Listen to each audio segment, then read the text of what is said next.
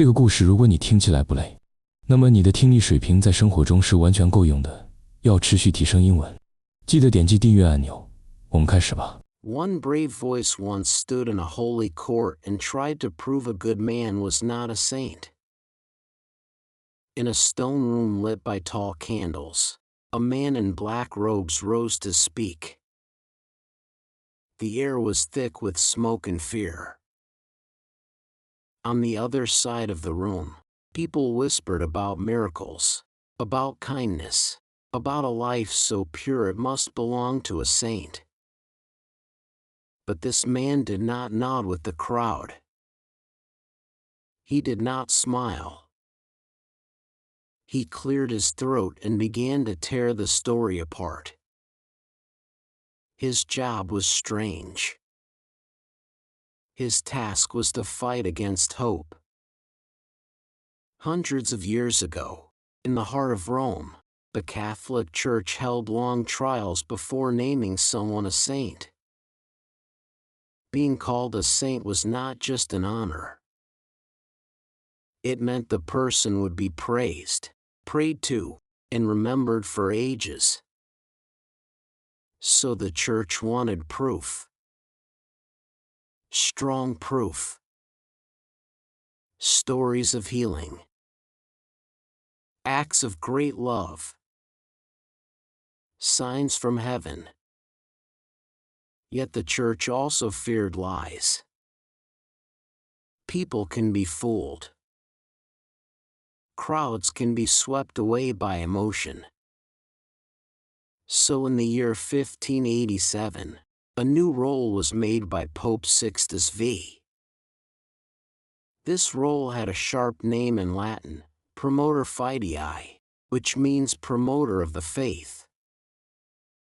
But the public gave it another name. They called this man the devil's advocate. The name was bold. It sounded dark, almost evil. But the man who carried it was not evil at all.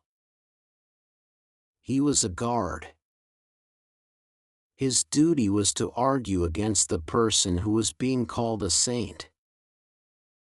If someone said, "He healed the sick," the advocate would ask, "Who saw it? Was the illness real? Could it have been chance?" If someone claimed a vision from heaven, the advocate would search for cracks in the story. Picture the tension in that room. Friends and family of the dead person sat with hope in their eyes. Priests shared stories of light and grace. Then the devil's advocate would stand and point out doubt after doubt. He would question motives. He would test facts. He would press hard, even when others felt hurt. He was not there to destroy faith. He was there to test it. In those early years, the trials were long and strict. Many cases failed because the advocate found weak spots. Some people who were loved by their towns never became saints because the evidence did not hold up under attack.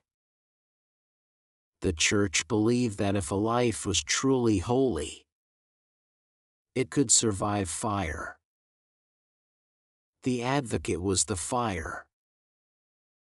The phrase devil's advocate slowly moved beyond church walls. Writers used it in books. Lawyers used it in court. Teachers used it in class. It began to mean someone who takes the other side of an argument, even if they do not believe in it. Someone who pushes back, not to win, but to test the truth. By the 1700s and 1800s, the term was known across Europe. It carried drama with it. Say you were playing the devil's advocate, and people would turn their heads. The words felt sharp, dangerous, yet useful. In the 1900s, the church changed its rules. The process of naming saints became less strict. The role of the devil's advocate lost much of its power. In 1983, major reforms reduced the job even more. The man who once stood as the strongest wall against false sainthood was no longer as fierce. But the phrase had already escaped into daily speech. Think about a small-town meeting. A group plans to build a new bridge. Most people cheer. It will bring trade and jobs. Then one person raises a hand and says, "What about the cost? What about the trees we will lose? What if the river floods?" That person may support the bridge in the end. Still, for a moment, they play the devil's advocate. Or picture a group of friends planning a long road trip. Everyone wants to leave at night. One friend says, "What if we get tired? What if the car breaks down?" The mood shifts. Some roll their eyes. Yet those questions may save them later. The devil's advocate is not always loved. No one likes having their dream picked apart. It can feel like an attack. In the old church courts, the advocate was often seen as cold, heartless. He stood alone against songs of praise. Still, history shows why he mattered. In the Middle Ages, stories spread fast.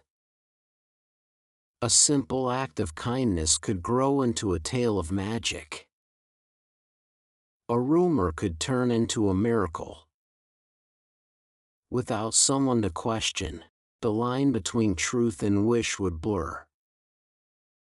The devil's advocate forced people to slow down, to check, to prove. The idea goes even deeper than religion. In ancient Greece, thinkers like Socrates asked hard questions. He would stand in busy streets and challenge ideas that others accepted. He did not always offer answers. He poked at weak spots. He made people think. Many did not like him for it. Yet his method shaped the way we search for truth. The devil's advocate carries that same spirit. Not blind doubt. Not cruel attack. Careful testing. In courts of law, defense lawyers often play this role. They test the story of the other side. They search for holes. In science, researchers try to prove their own ideas wrong before sharing them with the world. If the idea survives, it grows stronger. The phrase also holds a warning. Playing the devil's advocate can be misused. Some people hide behind it to spread false claims. They say they are only asking questions, but their goal is to confuse or harm. The true spirit of the role is different. It aims to protect truth, not twist it. Back in Rome, those candlelit trials could last months or even years. papers stacked high on wooden tables. Witnesses traveled far to speak. The advocate studied each word. He looked for signs of pride, of greed, of lies. If he found clear proof that the person lived a life of deep love and real miracles, he would step back. His silence then meant strength. The case had survived the storm. There is something powerful about that image. A lone voice daring to doubt when everyone else is certain. Many of us fear being that voice. We do not want to be seen as negative. We want to belong. In a group, it feels safer to agree. Yet history shows that progress often depends on someone who asks, "Are we sure?" The phrase devil's advocate carries fire and shadow in its sound, but at its heart lies courage. It takes courage to question a popular idea. It takes courage to risk being wrong in public. It takes courage to stand in a room full of praise and point out cracks. Look at your own life. Maybe at work, a new plan is praised by the whole team. You notice a risk no one else sees. Do you stay quiet, or do you speak? At home, your friends may judge someone too fast. Do you join in, or do you say? Maybe there is more to the story. Being a devil's advocate does not mean loving conflict. It means caring enough about the truth to test it.